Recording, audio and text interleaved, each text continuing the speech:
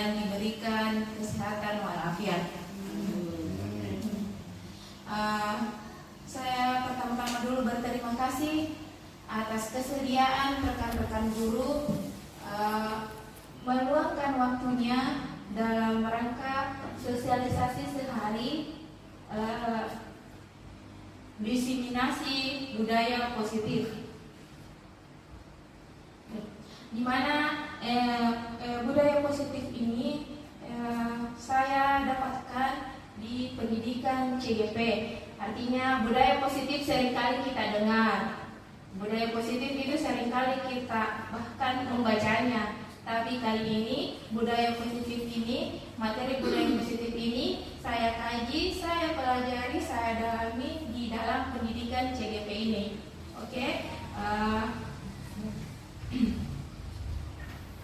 Agenda kita hari ini yang pertama itu adalah pembukaan, kemudian kompetensi lulusan, capaian umum dan capaian khusus, kemudian pemahaman inti, eksplorasi konsep dan refleksi. Sebelum masuk materi, ada dulu pertanyaan pemantik. Di sini rekan-rekan guru diminta pendapatnya setuju atau tidak setuju? Setuju. Yang pertama, hukuman dapat mendisiplinkan anak. Setuju atau tidak setuju? Tidak setuju. Tidak setuju. Semuanya tidak setuju. Tidak setuju. Pemberian hukuman dengan hal positif. Pemberian setuju. Oke, di sini kita hanya diminta setuju atau tidak setuju. Nanti ke belakang pasti akan dibaca. Ini kan pertanyaan pemancing.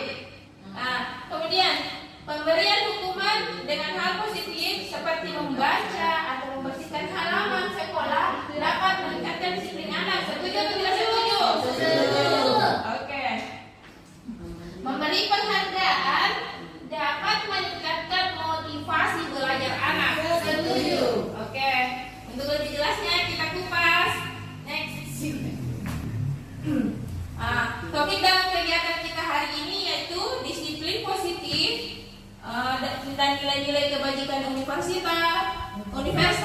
Yang kedua, teori motivasi, hukuman dan penghargaan, restitusi. Kemudian yang ketiga, keyakinan kelas. Keempat, kebutuhan dasar manusia dan dunia berkualitas. Kemudian restitusi, 5 posisi kontrol. Kemudian 6 restitusi, segitiga restitusi. Pasti rekan-rekan guru pasti sudah bertanya-tanya, apa sih itu 5 posisi kontrol? Apa sih itu restitusi? Oke. Yang pertama kita dulu ini eksplorasi konsep. Kenapa di sini pembelajaran 2.1 disiplin positif dan nilai-nilai kebajikan universal? Karena pada topik LMS pada CGP itu dia berada pada pembelajaran 2.1. Sampai bertanya, mana pembelajaran satunya? Artinya materi disiplin positif dan nilai-nilai kebajikan universal itu berada pada pembelajaran 2.1. Next. Pertama, perubahan paradigma. Di sini ada kegiatan kepalan tangan. Bisa langsung dipraktekkan atau dibayangkan saja ke bagaimana. Ada A dan B, Anda dan teman Anda. Sobeklah secari kertas kecil, tuliskan benda atau sesuatu yang sangat berharga untuk Anda. Letakkan di salah satu tangan Anda dan genggam benda atau sesuatu tersebut dengan segala daya. Buatlah sebuah kepalan. Itu lagi kepalan kan? Oke. Teman Anda, dia B, akan mencoba dengan sekuat tenaga dengan berbagai cara untuk meminta Anda memberikan benda tersebut. Si B ini teman bisa membujuk, mengancam, menghardik, merayu, menyuap, apa saja agar dapat membuka kepalan tangan Anda. Sudah dibayangkan belum? Sudah. Apa yang terjadi? Dipertahankan. Dipertahankan.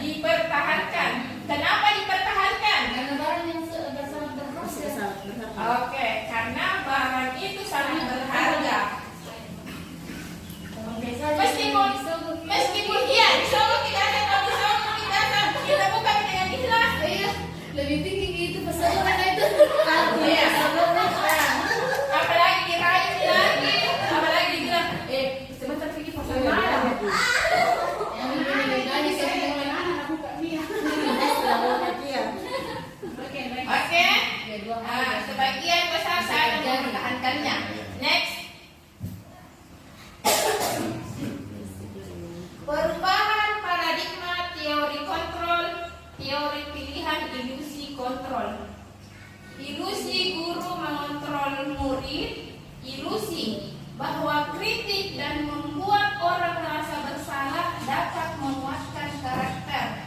Kemudian kita berilusi lagi bahwa semua penguatan positif efektif dan bermanfaat. Kemudian ilusi bahwa orang dewasa memiliki hak untuk memaksa. Tunggu dulu.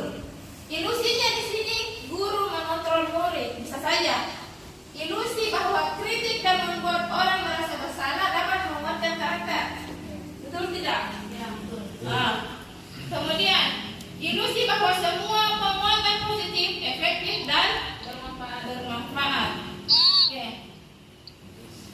Ilusi bahwa orang dewasa memiliki hak untuk memaksa. Inilah perubahan paradigma teori kontrol. Next. Kita akan mengupas hadis ini disiplin positif. Disiplin positif itu ada teori kontrol atau teori pilihan menurut Dr. William Glasser. Yang pertama, Anda tidak bisa mengontrol orang lain, hanya Anda yang bisa mengontrol diri Anda. Kemudian makna disiplinnya, belajar kontrol diri dengan menggali potensi kita agar tercapai tujuan mulia, yaitu sesuatu menjadi seseorang yang kita inginkan berdasarkan nilai-nilai yang kita hargai. Jadi sebelum kita mengontrol orang lain, kita dulu bisa mengontrol diri kita. Jangan sampai kita mau kontrol orang lain sementara diri kita belum bisa dikontrol. Kemudian semua perilaku memiliki tujuan, dan semua perilaku memiliki tujuan ini masuklah teori motivasi. Karena kita berperilaku itu pasti ada tujuannya, kan? Ya. Kayak misalnya berperilaku, saya terlambat datang ke sekolah. Tujuannya kenapa? Yang pertama, ada satu untuk menghindari hukuman. Kemudian dua, untuk mendapatkan imbalan. Itu masuk pada motivasi ekstrinsik. Kemudian yang ketiga, untuk menghargai diri sendiri. Kemudian itu masuk pada nilai-nilai kebajikan universal dan sudah masuk pada keyakinan kelas. Jadi teori motivasi itu ada motivasi ekstrinsik dan intrinsik. Kemudian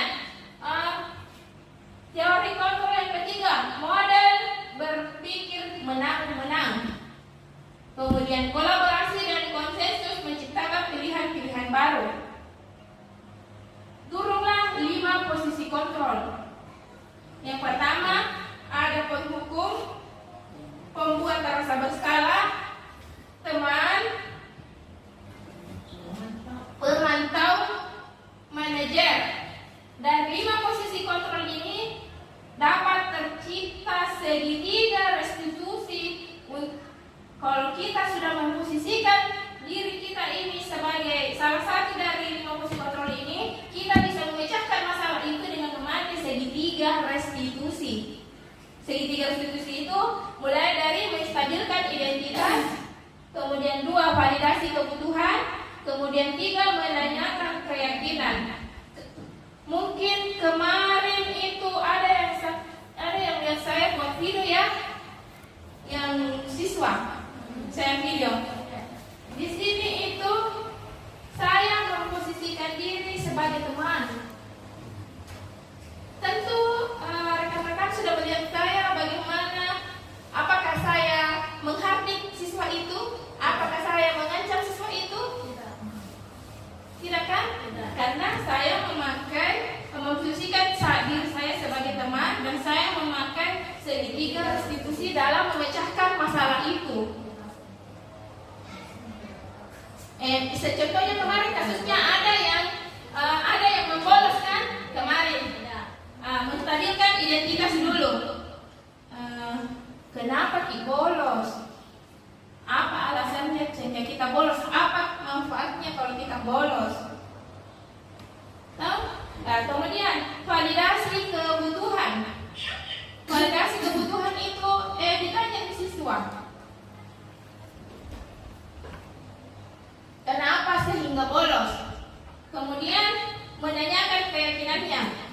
Menanyakan keyakinan itu artinya ditanya apa keyakinan yang kamu dapat terapkan sehingga kamu tidak bolos lagi. Siswa kemarin itu menjawab, saya akan meminta pelajaran atau catatan kepada guru apabila guru itu tidak masuk.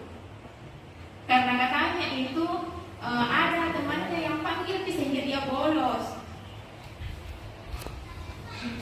Tapi tidak bisa dipungkiri, kita sebagai guru selalu kita kalau bukan penghukum, pembuat harus bersalah. Hah? Betul. Nah. Ya. Kemudian teori kontrol selanjutnya, realitas kebutuhan kita berbeda. Kita berusaha memahami pandangan orang lain tentang dunia. Setiap orang memiliki gambaran berbeda. Ada 5 kebutuhan dasar manusia: bertahan hidup, penguasaan, kasih sayang dan rasa diterima, kesenangan, kebebasan. Oke, kemudian apakah makna disiplin? Berasal dari bahasa Latin disciplina yang artinya belajar. Disiplin diri membuat orang menggali potensinya menuju sebuah tujuan apa yang dia hargai.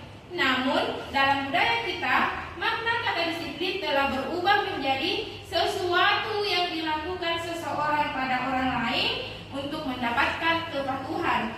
Kecenderungan umum adalah menghubungkan kata disiplin dengan ketidaknyamanan, bukan dengan apa yang kita hargai atau pencapaian suatu tujuan mulia. Nilai-nilai kebajikan universal. Nilai-nilai kebajikan adalah sifat-sifat positif manusia yang merupakan tujuan mulia yang ingin dicapai setiap individu. Nilai-nilai tersebut bersifat universal dan lintas bahasa, suku bangsa, agama maupun latar belakang.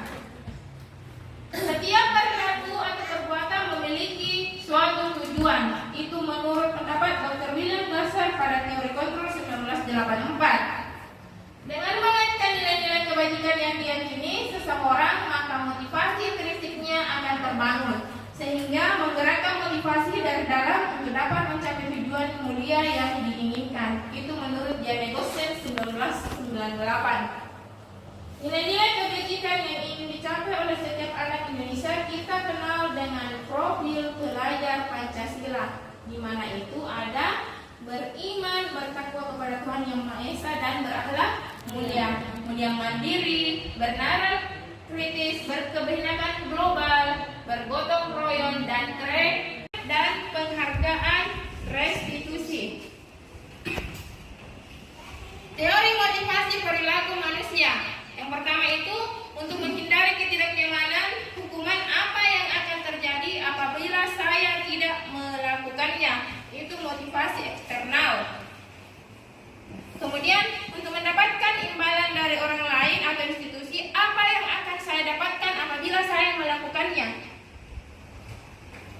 Itu motivasi eksternal. Karena biasa kadang motivasi itu tercipta kalau misalnya begini. Apa kira-kira saya dapat kalau saya lakukan ini? Kemudian untuk menghargai diri sendiri, saya akan menjadi orang yang seperti apa bila saya melakukannya. Itu motivasi internal. Oke. Merdeka. Menurut Ki Hajar Dewantara, merdeka itu artinya tidak hanya terlepas dari perintah, akan tetapi juga cakap buat memerintah diri sendiri. Dihukum oleh penghargaan. Bahwa penghargaan berlaku sama dengan hukuman dalam arti meminta atau membujuk seseorang melakukan sesuatu untuk memenuhi suatu tujuan tertentu dari orang yang meminta atau membujuk. Dorongannya eksternal dan akan ada faktor ketergantungan beberapa dampak dari pemberian penghargaan. Itu menurut Alfie Kohn 1993. Bentuk program kebajikan atau apresiasi. Dalam memberikan apresiasi, pengakuan perlu diingat beberapa hal. Yang pertama, beri pengakuan secara khusus. Sudah biasa kan memberi pengakuan kepada siswa? Kamu hebat. Sudah biasa? Sangat. Kemudian, beri pengakuan secara pribadi. Kemudian, beri pengakuan kepada semua murid.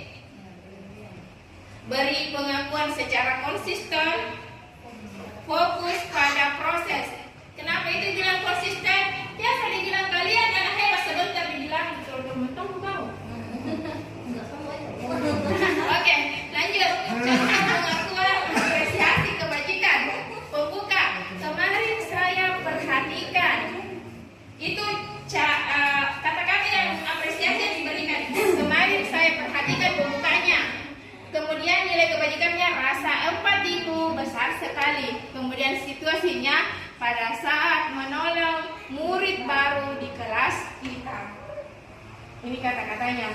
Kemudian yang kedua, kata pembukanya, saya menghargai. Nilai kebajikannya itu kepedulianmu. Situasinya pada saat kamu membantu teman-temanmu di tugas kelompok. Kemudian terima kasih untuk itu kata pembuka. Nilai kebajikannya rasa tanggung jawabmu. Kemudian situasinya pada saat kamu memungut kertas-kertas yang berserakan di lantai. Ini contoh-contoh apresiasi. Jadi apresiasi tidak hanya berupa hadiah ya.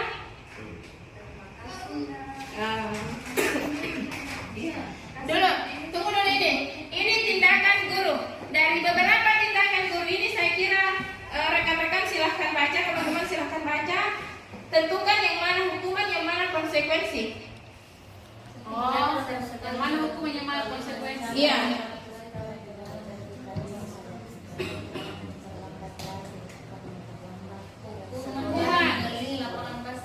Kalau yang pertama dulu ini, hukuman.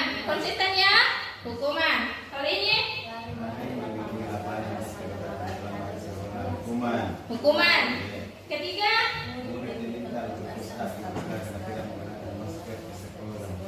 ada konsekuensi itu nomor 3.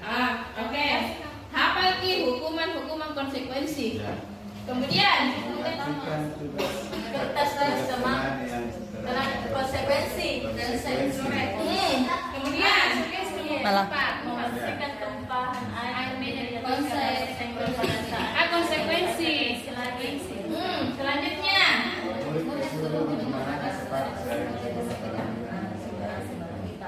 apa mengenakan sepatu seharian? Iya. Hukuman ini Disuruh. Iya, Hukuman. Selanjutnya, hukuman. oke, kita buktikan. Survei. Membuktikan. Konsekuensi yang terakhir. Iya, yang di bawah, konsekuensi yang di bawah.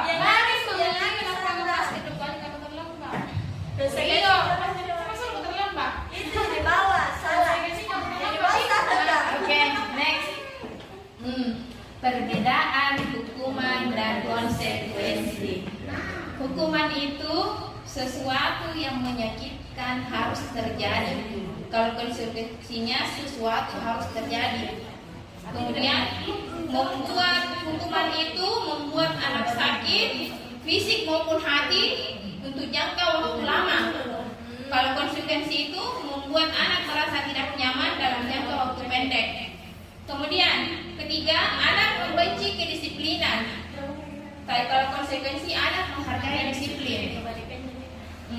Kemudian hukuman paksaan, konsekuensinya stimulus atau tanggapan. Kemudian mendorong anak menyakiti diri sendiri, mendorong anak agar mudah menyesuaikan diri. Kemudian hukuman itu konsep diri yang buruk. Konsekuensinya konsep diri yang baik. Anak belajar untuk menyembunyikan kesalahan. Anak belajar untuk mematuhi peraturan. Marah, rasa bersalah, dipermalukan, merasa tak dihargai. Kalau konsekuensi itu kehilangan hak, dibuat tidak nyaman, diasingkan untuk sementara. DO. Oke. Apa itu restitusi? Restitusi adalah proses menciptakan kondisi bagi murid untuk memperbaiki kesalahan mereka sehingga mereka bisa kembali pada kelompok mereka dengan karakter yang lebih kuat. Restitusi juga merupakan proses kolaboratif yang mengajarkan murid untuk mencari solusi untuk masalah mereka dan membantu murid berpikir tentang orang seperti apa yang mereka ingin menjadi atau hidup mulia dan bagaimana mereka harus memperlakukan orang lain. Itu menurut Gosen 2004. Next. Berarti kalau hukuman itu identitasnya gagal. Yang pertama itu sesuatu yang menyakitkan harus terjadi. Identitas sukses itu apabila kita terapkan disiplin dengan ada konsekuensi dan restitusi. Konsekuensinya sesuatu harus terjadi, restitusi merupakan pilihan. Artinya itu merupakan pilihan. Kan kalau konsekuensi sesuatu harus terjadi, misalnya anak itu sudah berjanji, iya bu, saya tidak akan mengulanginya lagi. Kemudian 9 ciri-ciri restitusi. Yang pertama, bukan untuk menebus kesalahan, namun untuk belajar dari kesalahan. Kemudian 2, memperbaiki hubungan, tawaran bukan paksaan. Restitusi menuntun untuk melihat ke dalam diri. Restitusi mencari kebutuhan dasar yang mendasari tindakan. Restitusi diri adalah cara yang paling baik. Restitusi fokus pada karakter bukan tindakan. Restitusi fokus pada solusi. Restitusi mengembalikan murid yang berbuat salah pada kelompoknya. Oke, kita masuk pada eksplorasi konsep yang ketiga, yaitu keyakinan kelas. Mengapa tidak peraturan saja? Mengapa harus keyakinan kelas? Alasannya, mengapa kita memiliki peraturan harus menggunakan helm bila mengendarai kendaraan roda 2? Mengapa kita memiliki peraturan 3M menggunakan masker, mencuci tangan, dan menjaga jarak 1,5 meter? Mengapa kita memiliki peraturan harus datang tepat waktu pada saat mengikuti pelatihan? Untuk mendukung motivasi intrinsik, kembali ke nilai-nilai keyakinan lebih menggerakkan seseorang dibandingkan mengikuti serangkaian peraturan-peraturan. Budaya positif itu mulai dulu dari budaya positif, lingkungan positif, kemudian keyakinan kelas, kemudian langsung masuk di peraturan kelas. Yang mana yang merupakan keyakinan kelas di sini? Kesepakatan kelas di sebelah TK Dharma Wanita, ini kesepakatan kelasnya. Datang tepat waktu, mengucapkan salam, menjaga kebersihan sekolah, berdoa sebelum dan sesudah kegiatan, aktif dalam pembelajaran, tertib. Kemudian kesepakatan kelasnya ini, kami guru dan murid yang saling menyayangi, kami murid yang semangat belajar, kami murid yang peduli dengan teman-teman. Yang mana keyakinan kelas di sini?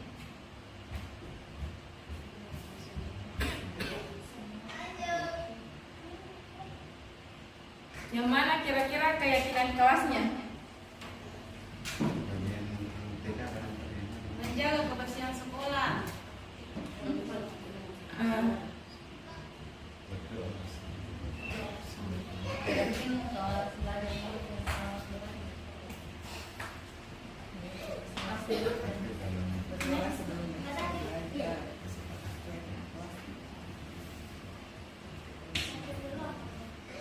Kan ceritanya kalau ini, kami guru dan murid yang saling menyayangi. Keyakinan itu atau kesepakatan? Keyakinan. Keyakinan? Kesepakatan. Jadi misalnya kalau ibaratkan saya dengan murid, guru dengan murid. Kita sepakat kan? Oke. Jelas next. Kegiatan pendampingan keyakinan kelas tabel T dan Y. Sebenarnya ada video. Oke, kegiatan pendampingan pendalaman keyakinan kelas tabel T dan Y. Ini peraturan. Yang mana di sini keyakinan kelas. Selalu kembalikan buku ke tempatnya. Dilarang mengganggu orang lain. Hadir di sekolah 15 menit sebelum pembelajaran dimulai. Dilarang melakukan kekerasan. Dilarang menggunakan narkoba bergantian dengan atau menunggu giliran. Gunakan masker yang berlari di kelas atau koridor.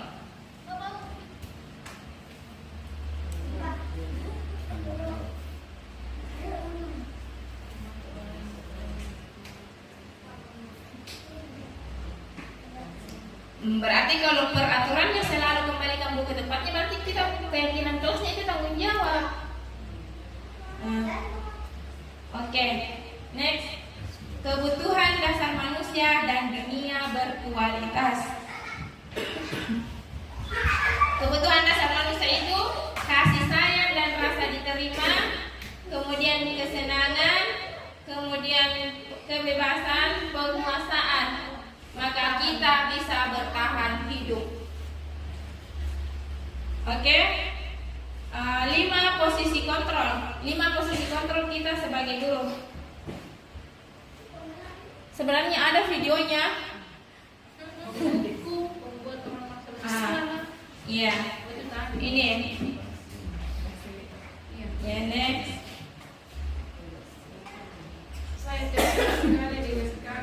Saya kecewa sekali dengan kamu. Kira-kira siapa yang mengatakan itu? Guru.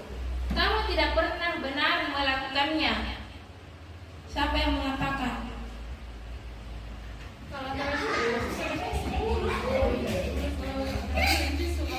Oh, tapi posisi kontrolnya kita ini, apakah dia sebagai teman, pembuat merasa bersalah, penghukum? Saya kecewa sekali dengan kamu. Kalau ini kata-kata penghukum, kamu tidak pernah benar melakukannya. Kalau kita teman, ayolah lakukan demi ibu bapak. Pemantau, apakah kamu mau mendapatkan stiker di hari ini? Kemudian manajer, bagaimana kamu bisa menyelesaikan masalah ini? Kemudian penghukum, kamu selalu yang paling terakhir. Oke. Di sini ada peraturan pemantau, konsekuensi hadiahnya, kemudian nilai-nilainya, manajernya, dan memperbaikinya. Kalau kamu tidak titik-titik, saya akan. Itu diberi hukuman untuk membuat tidak nyaman. Kamu tidak melakukannya, saya akan melakukan. Itu diberi hukuman.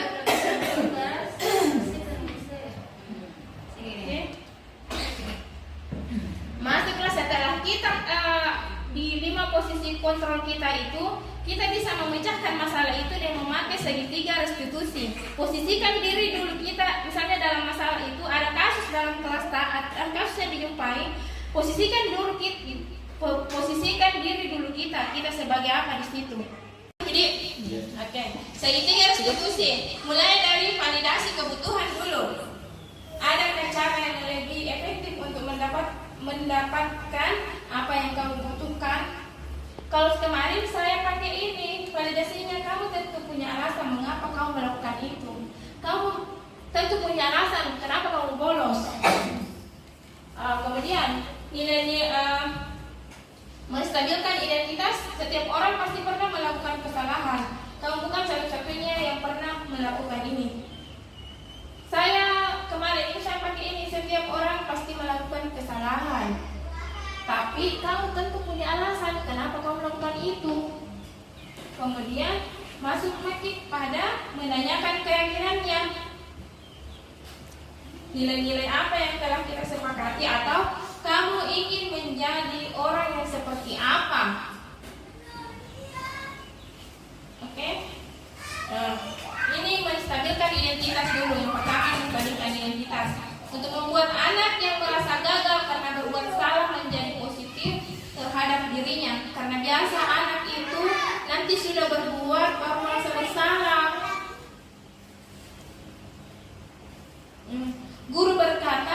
berbuat salah itu hal yang manusiawi. Tidak ada manusia yang sempurna. Bapak Ibu juga buat salah. Kita pasti bisa menyelesaikan permasalahan ini. Bapak Ibu tidak tertarik untuk mencari tahu siapa yang benar, siapa yang salah. Bapak Ibu lebih tertarik untuk menyelesaikan masalah.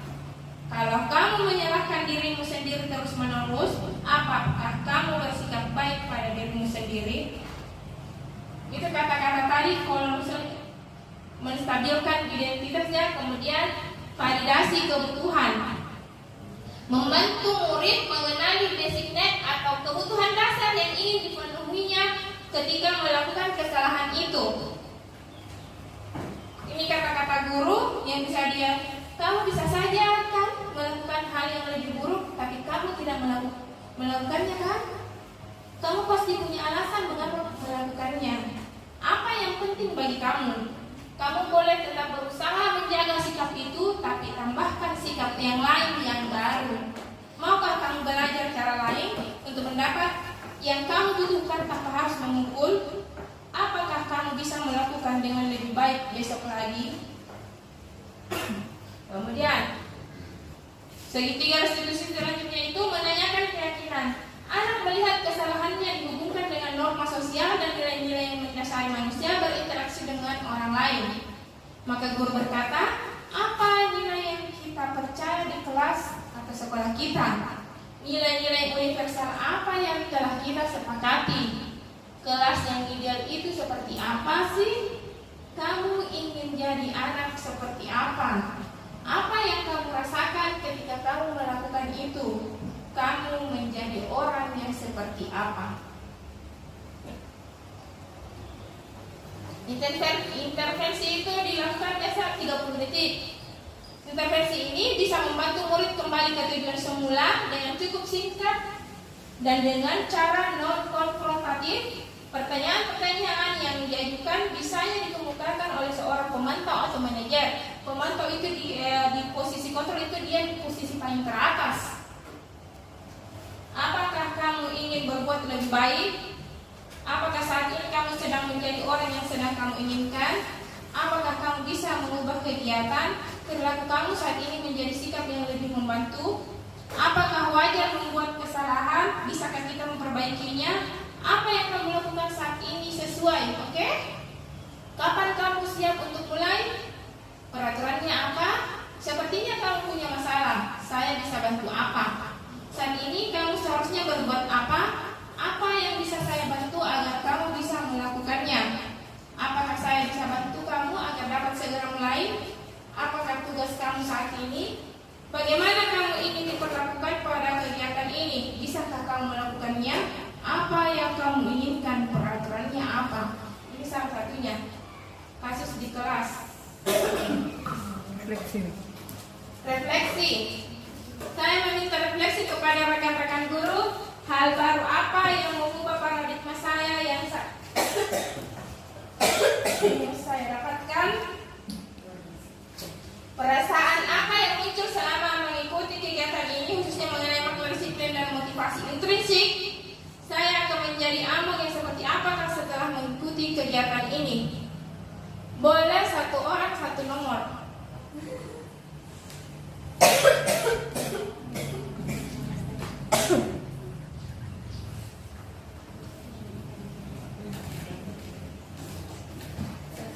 Tentu setelah mempelajari materi-materi tadi, meskipun singkat, padat, dan jelas, pasti ada hal baru kan yang didapat. Ada hal baru yang didapat, boleh diucapkan.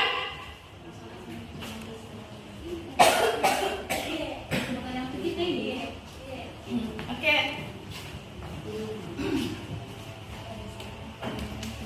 Baik, Assalamualaikum warahmatullahi wabarakatuh. Waalaikumsalam warahmatullahi wabarakatuh. Jadi perasaan ya saya akan menjawab yang nomor 2. Perasaan apa yang muncul selama mengikuti kegiatan ini khusus mengenai makna disiplin dan motivasi intrinsik. Jadi kesimpulan yang saya dapat selama mengikuti kegiatan ini, menurut pengalaman yang sehari-hari, karena selama ini Karena selama ini saya selalu memberikan hukuman kepada siswa. Nah, konsekuensinya saya rasa itu sangat tidak mengenakan bagi peserta didik. Nah, itu yang menjadi pembelajaran buat saya untuk kedepannya. Kemudian perlu kiranya saya memberikan konsekuensi untuk peserta didik saja, begitu. Dan perasaan lagi yang muncul selama mengikuti kegiatan ini mengenai kedisiplinan. Kedisiplinan baik itu kedisiplinan peserta didik maupun kita sebagai pengajar. Tidak akan terjadi yang namanya sistem proses belajar mengajar yang begitu baik kalau disiplin itu tidak kita laksanakan setiap hari. Saya kira seperti itu. Terima kasih. Assalamualaikum warahmatullahi wabarakatuh. Oke, siapa lagi yang ingin memberikan refleksinya? Luar biasa. Meskipun materinya itu secepat kilat. Ada lagi yang memberikan refleksinya? Oke. Alhamdulillah kalau rekan-rekan guru sudah mendapatkan hal-hal baru dari materi ini dan sudah sadar dari pengalaman kemarin kan, pasti insya Allah akan bisa menempatkan posisi kita nanti di kelas nanti, kita posisi kontrol kita sebagai apa dan bagaimana cara menyelesaikannya. Tidak mesti juga kayak berputar harus 360 derajat berubah atau berubahnya 180 derajat berubahnya, tidak, pastinya perlahan kan. Yang pastinya rekan-rekan sekalian sudah paham apa itu dari makna dari budaya positif. Oke. Next. Terima kasih. Kalau ada nih kata terima kasih begini, ada refleksi. Oke. Terima kasih atas keluangan waktu untuk rekan-rekan guru dalam menerima materi budaya positif ini. Semoga dengan mempelajari, mengikuti kegiatan materi budaya positif ini, rekan-rekan guru sudah mulai menerapkannya di kelas masing-masing. Di kelas masing-masing masih dulu. Satu orang mau dulu. Pasti itu ada di kelas siswa yang paling ini sekali. Paling ini sekali. Oke. Itu bisa menjadi pembelajaran untuk kita dan bisa diterapkan di kelas. Itulah harapan saya. Oke. Terima kasih atas kesempatannya. Jika ada kesalahan, kekurangan kata, itu datangnya dari saya. Kemudian semoga apa yang didapatkan hari ini dapat bermanfaat bagi kita semua.